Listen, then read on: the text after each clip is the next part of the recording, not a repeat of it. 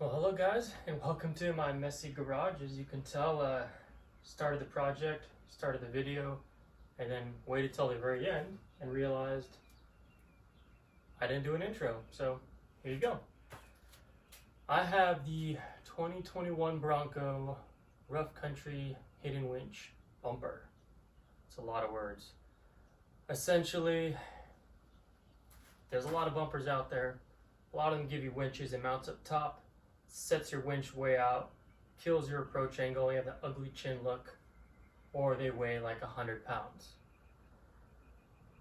I really like the Bronco's stock approach angle, and I wanted to keep that. So with Rough Country's hidden winch mount, it gave me that winch set underneath the intercooler back under a skid plate. Didn't really take away much of my clearance, just a little bit, which I can fix with a leveling kit, which I'm going to install next. But the other thing I liked about it, keeps the approach angle. It only weighs 37 pounds, and it mates up perfectly with my hidden winch mount that I just talked about. So those are the reasons I went with the Rough Country winch. It does have some issues. It's the fit and finish is so. I had to take a grinder to my mount just to get it to set just right. So that took a little bit of work. I did not have to touch the Bronco. Everything is fine. Just the mounting itself, I had to grind a little bit on the bumper. Other than that, I do really like it. I have some protection for the rocks now. It's not the strongest bumper. It's not going to be like as strong as Addicted Desert Designs at 37 pounds. But also with that approach angle and how it hugs the body, it shouldn't really be hitting rocks anyway. So I'm happy with it. Check out the video. I know there's a fan and my baby and my dog, and it's 105 degrees, so sorry about that, but enjoy.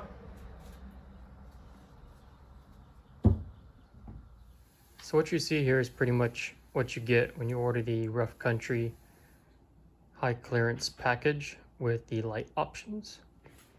So with the high clearance package, you get the bumper, which you can run as you see here without the end caps, and the 20-inch light bar goes here, and the light pods, one will install here and the other one with the bracket puts it about right here. And then mine came with the wing tips that go right there, and that'll basically cover the front part of your tire but give you the extra clearance underneath. I also ordered it, like I said, with the light package, so I got the 20-inch Rough Country light bar, putting out about 7,200 lumens. Pretty nice quality. It's pretty surprising. Rough Country has a name for being on the cheaper side, but I have no issue with the quality of these lights. They feel nice. It's nice aluminum, and they come with the little caps as well. It's just plastic. It comes off, but it comes with the caps to make you DOT approved. And then I ordered it with the two 2-inch square LED fog lights. Comes with 2 of them, and then these 2-inch square Cree LED lights also with the caps as well. The total output with those 3 light packages, totaling 5 lights, is approximately 14,000 lumens. And that's coupled as well with my Harbor Freight special pod lights that put out 2,000 lumens each, which brings me, if I do the math, to 18,000 lumens, which is pretty decent. That's all I need for my occasional night trip and snow runs and driving in the rain at night as well. Initial impressions on this bumper are decent, not the best. Again, the bumper itself is $500, so I can't really complain. It came well packaged, but it did come with some scuffs that I tried, and they don't come out. It's etched into the powder coating. Not that big a deal. It is a bumper on an off-roader. The bumper's light, weighs only 37 pounds. And then let's see if I can show you the welds. The welds are okay. Like you can see where the metal's bent from the factory on purpose. That's how it's supposed to be. But they welded the outside and not the inside. So you can see these parts aren't welded, but on the outside it is. So again, it's not something I would bash heavily on the rocks. But the whole point of this bumper is it tucks up really tight to that body line. That way you keep your approach angle that's from the factory on the Bronco and honestly, if you're driving right with that kind of approach angle, this thing should not be bashing on the rocks. The main reason I got it, like I said, is to keep my stock approach angle and tie it with my rough country hidden winch mount. And that stock approach angle is pretty nice. Like, you can't really beat it. So if you're bashing this on rocks, then you're in problems. Okay, the first step to installation is just to kind of assemble your bumper. So I have the high clearance, like I said, wings that bolt on right here. Use 1, 2, 3, 4 bolts, and you're going to use these. They're 13 millimeter on the head and the nut. It's a flange nut, and then it's got the washer as well. So I just got my 13 millimeter ratchet and wrench, and I'm gonna go ahead and set that one up and then do the other side. All right, I got those wings on, and it was easy enough. I did notice for those picky people, again, going into the rough country stuff, is it won't always fit quite as it should. There's a little bit of a lip on this one. Kind of sits up, and I spent some time actually with the hammer trying to get it to fit right, and that's about as good as I could get it. This side fits better. It went on pretty easy, no hammer required. The lines match up. A little bit of a lip here, not that big of a deal. But yeah, just something to think about. It's cheap and it's what I want, but you have to accept that you might have some stuff like that. All right, so what we're gonna work on next is the 20-inch light bar that I got from Rough Country. Other light bars will work, varying sizes. I believe the max is 20 inches, but you can go less. If you don't want to install a light bar, it does come with the provided cover, and that'll just bolt right in there. Oh, and before I forget, before you install that light bar, take this plastic cover off. I found out the hard way that it does not come off if you have it on your light and your light is installed. And again, unfortunately, I'm running into another issue here, where the Rough Country light bar supplied with the Rough Country bumper does not want to fit inside its factory location. It's just too big. And I might be able to finagle it, but you're gonna have to give me a few minutes to figure this out, because it's not wanting to go. I've already spent 5 minutes on it. Okay, I got it in, and I'll tell you, it was a pain. I had to, I gouged it trying to get it in, but there was no other way to do it. I tried taking off one of these end caps and then putting it in and then putting the end cap on, and it wasn't gonna fit that way. So I had to get a crowbar, Rough Country, a crowbar, and wedge it in place. And it finally gave and went in. Didn't break anything, just smashed my finger hecka nice. And it's in now. So, come on, Rough Country. Let's figure that out. All right, so got it installed. It just takes these two hex bolts with a lock washer and a washer, one on each side, and it goes in. And you know, once it's in there, it fits nicely. All right, I'm gonna take a break from the lights because that was getting annoying. And we're gonna install these bumper plugs. If you have the factory equipped sensors on your front bumper, you'll reuse your old sensors. You'll put them in these clips. But for me, I'm cheap. I don't need front sensors. I have eyes. So I got these plugs, and these plugs just pop in. And then, I didn't pop it in, but it'll pop in, and then you just pop them in the holes. There's 4 of them, and then you're good to go. All right, so next we're gonna do the pod lights. So you wanna I'm gonna do the fog lights on the inner bracket, and then I'll do my floodlights on the outer bracket. It's your choice. So take your pod lights, make sure that you have the bracket oriented up towards the logo. You can do it upside down if you want, but then you got your logos upside down. So if you don't care, you don't care. I care. And then it mounts right there with the bolt.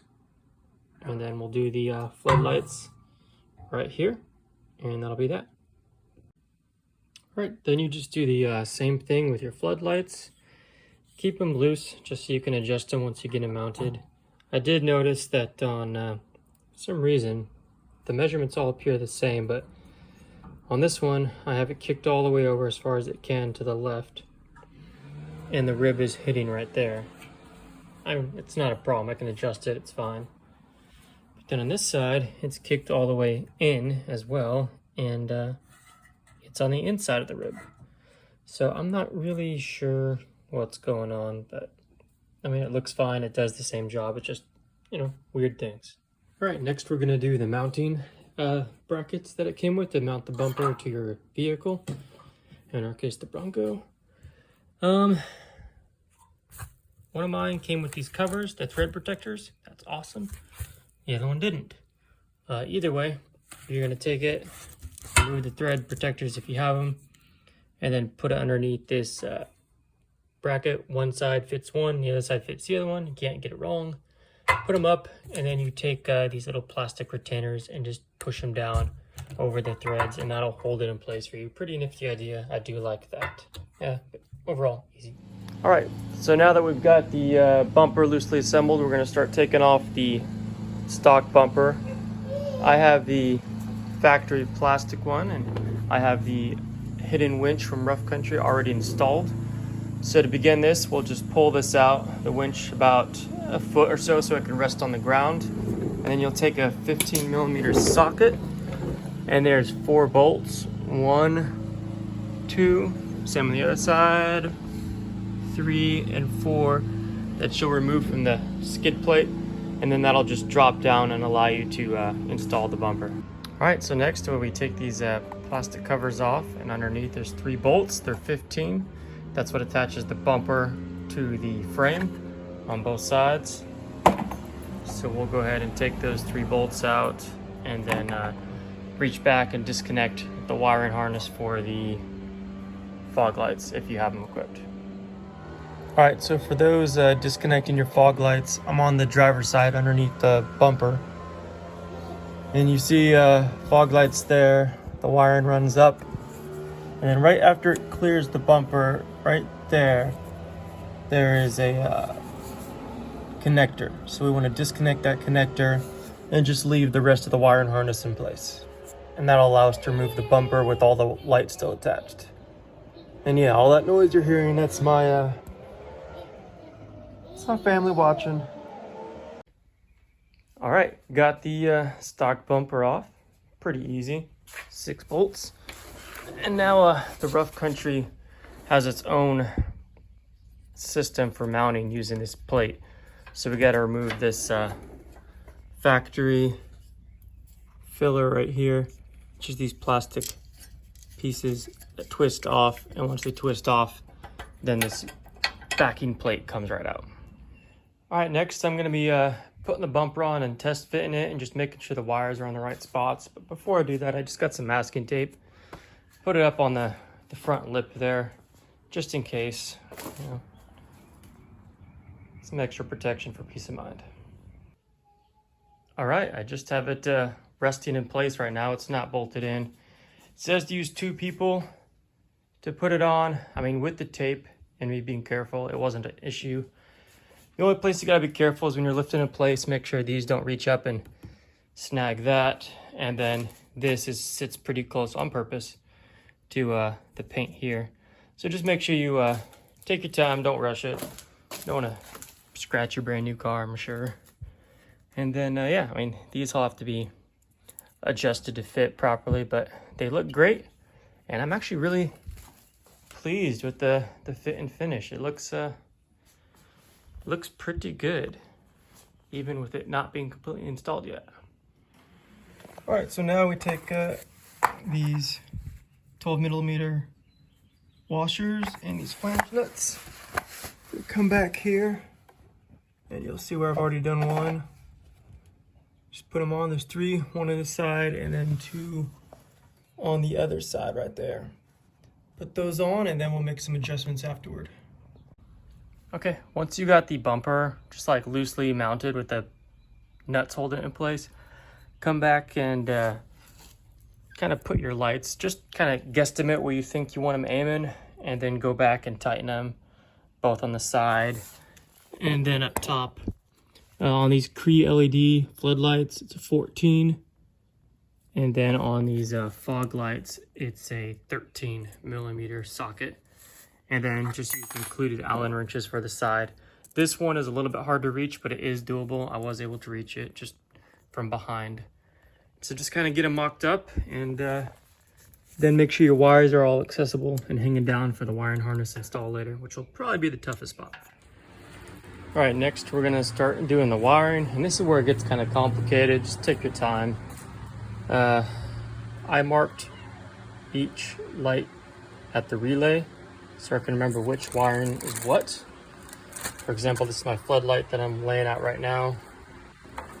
It's gonna be the same wiring harness as your fog lights, so it doesn't really matter, but for wiring purposes and switch purposes, we'll keep them marked. So just lay it out and then take your time, work it down. I worked mine down through there. All right, so I got the wiring run. I'm just gonna clean it up. It's like a freaking bird's nest, but once we get it cleaned up, it'll look nice. So what I did is for the passenger side, I've taken the wire for the two pod lights and I'm running them along this wire loom. They're gonna run along here. And then I'm gonna do it cleanly, but drop it down that way and tie it all up with some zip ties to keep it out of the way of any fans or shrouds or moving parts. And I just drop straight down behind there and connects. And I'll clean it up once I'm done. And then on this side, for the light bar and the other two pod lights, I just drop them down this hole next to the, on the 2.3 motor at least, they have this line for the air conditioning. And then I just drop it down there. You can see it goes down. And then it comes down and connects all right there. All right, guys, so now what I'm doing is just kind of going through, taking my time, making sure the bumper's all good. Side to side, it's pretty easy. It is not much play, so just keep it in line. Whatever looks good, that works for me. And then the two inner bolts on each box, I kept loose. And then the outer one on each side, I tightened. And then I just take my time and knock that side up a little bit, knock that side up a little bit until I go all the way up as far as I can and then level it out. So right now I'm up as far as I can and I'm level. This side I had to take down a little bit. The slots aren't exactly the same size, so this side can actually go higher than that side, but that wasn't an issue for leveling it out. So now I'm just gonna snug it all up and double check it. All right, now that you've got a lot of the wiring run kind of where you want it estimated, now begins the fun part. So unless you plan on using the switches that come with the kit, like for example, I'm going to be using the aux switches that come with the Bronco. If you're going to do the regular aux switches that come with the Bronco, then you have to make adjustments to the wiring harness. So this is my floodlight. I labeled it prior. And what I'm going to do is I'm going to take this relay and I'm going to take the switch wire, which is this thicker one that connects to the switch, and I'm going to measure 24 inches from the relay towards the switch, and at that 24-inch mark, give or take an inch, don't stress it, cut it. And we're going to use that to connect to our trigger switch, the upfitter switch as some call it, for the Bronco, to turn the lighting on and off. And then the other thing you have to do is pull back this sleeve, and there is a red wire running into the relay coupled with a white wire running into the same port. Cut the white wire, and I'll show you that in a second. So just like I explained, on the relays, pull back this sleeve and you'll see where the red and white wire go in together. This white wire is the power for your switch, which you're not using. So cut that white wire flush at the relay. All right, so once you cut the switch wiring at the 24-inch mark, pull the sleeving back about 5 inches. This is the white wire that we cut off from the relay that we're not going to be using. This black wire is the ground for the switch that we cut off, so we're not going to be using that either. So go ahead and cut both of these back. at the 5-inch mark or more, whatever you want to do.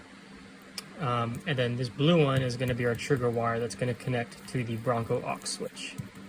All right, to connect my lights to my aux switches, I use this watertight heat shrink butt connectors, and I use the, if you care, I use the blue ones, but you can use whatever ones. It's 14 to 16 gauge for the blue.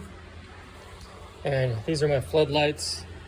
Just stripped the wire on either end, connected it to the number 5, which is the blue and orange. And afterward, I used a little bit of heat to shrink it up, make it watertight, dustproof, and also helps hold it in place.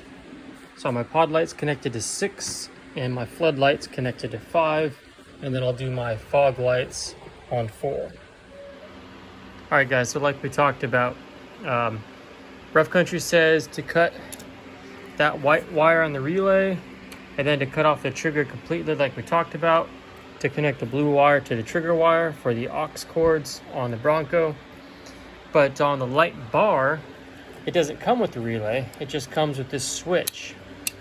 And I called Rough Country up because their instructions don't talk about it, because I'm like, okay, well, you know, which wires do I cut? Which ones do I work on? Which ones do I connect? And the guy called, answered in 5 seconds, really nice, and he immediately told me, yeah, just the white wire right there.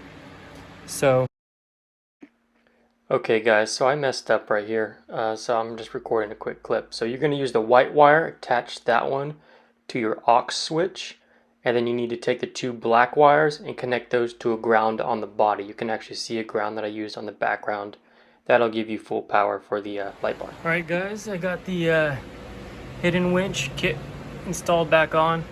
Something to note that was pretty annoying. I don't know if you can tell, but this isn't quite how it's supposed to match up.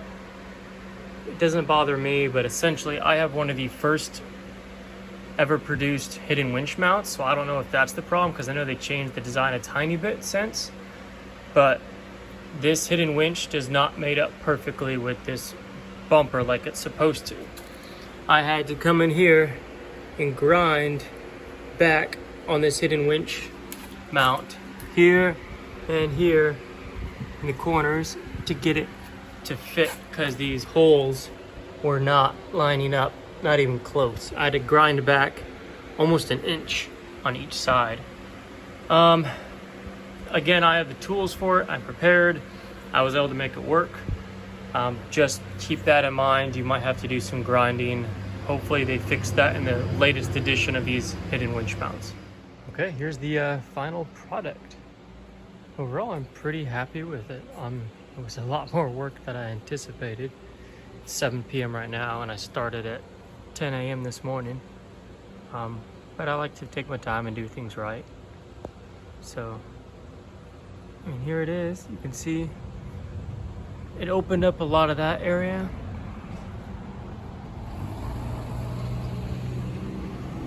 Gives you some better approach angle on the tires. You're not gonna hit nothing.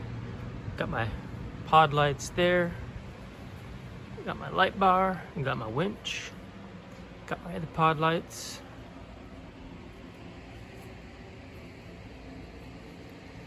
Pretty good approach angle still.